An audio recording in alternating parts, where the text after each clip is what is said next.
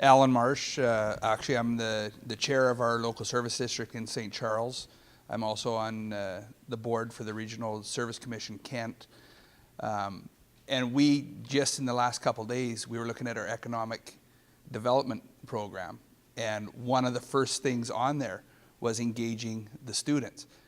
But when it comes to democracy, you got to look into a lot of the schools. Their school presidents are appointed by the teachers, which a lot of people don't realize, right? And a lot of those teachers side to one side or the other. So they're picking, another teacher's kid, and Rexton Elementary is the Rexton High School, Bonner Law, is a perfect example of that. And we got the Sean Graham track. So where do you think the loyalties of that president's gonna lay? But what I was gonna say, if you want to engage the young people, we have to lead by example. We were on the line in Rexton on the 134, and it was amazing how many young people we had there. I had to tell my kids, no, you need to be away. You need to be in school, you need to do this. But they were following their parents. And if the parents are bold enough to stand up, so will the kids. And on the same token, if kids listen to the adults gripe and complain about politics, and they know their parents don't vote, as far as I'm concerned, they don't have the right to complain either. If you don't vote, you can't complain regardless what way it goes, because you've never exerted your right.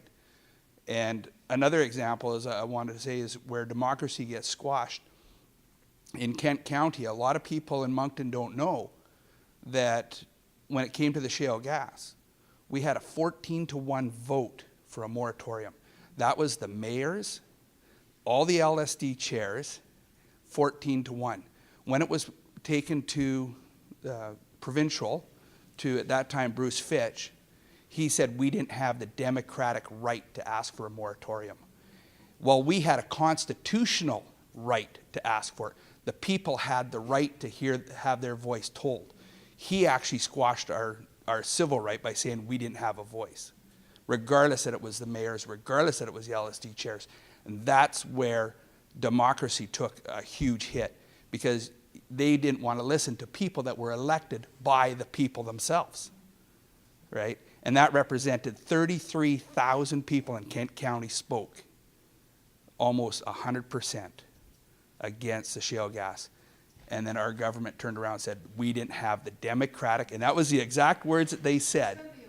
We did not have there was a way. We went down to the 134 and we stood our ground. And we said that to the media. Every time I was ever interviewed, I said, we democratically voted in Kent County 14-1. And the government said no.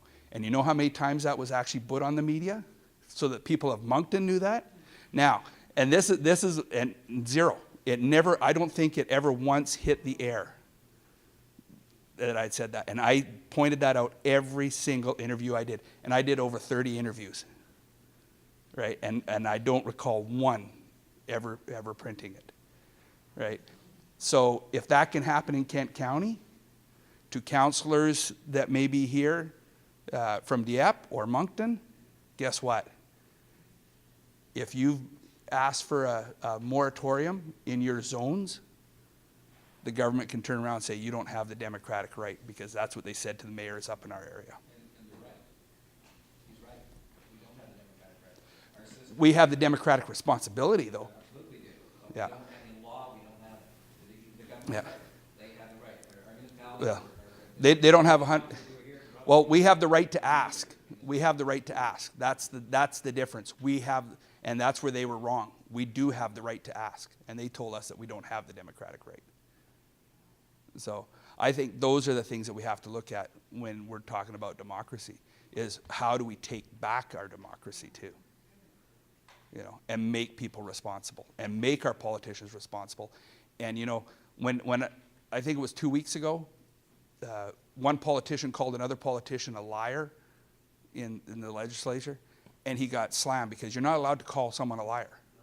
And I'm like going, wow, So you can lie, but you're not allowed to, and he could go in there and say, I'm lying, but you can't say, I'm a liar, right? So you stretch the truth. Well, what's that?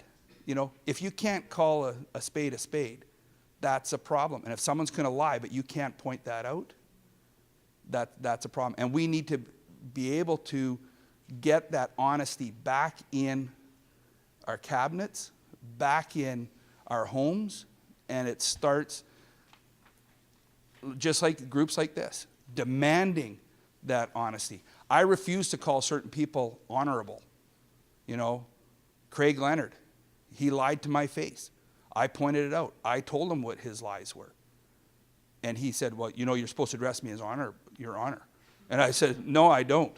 I did 48 days in jail because I insulted Maroney. I guess I shouldn't have done it in a uniform, right, at the time. But he asked me if I was impressed to meet him, and I said, look, I didn't vote for you, sir. Let's leave it at that. Yeah. You know, unfortunately, CBC was in my face at the same time, and it was recorded. But you know what? That was honest. I shouldn't have done time for being honest. And I think we need to bring back the honesty in politics. You know, I'm looking at running in the next election, and a lot of people said to me, yeah, but all politicians eventually lie.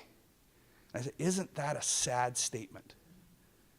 Right? Why don't you encourage your politicians to tell the truth instead? You know, and that's the start of democracy. Make them accountable, but make them accountable on the truth, not just their lies. Right? If they tell the truth, say, hey, way to go.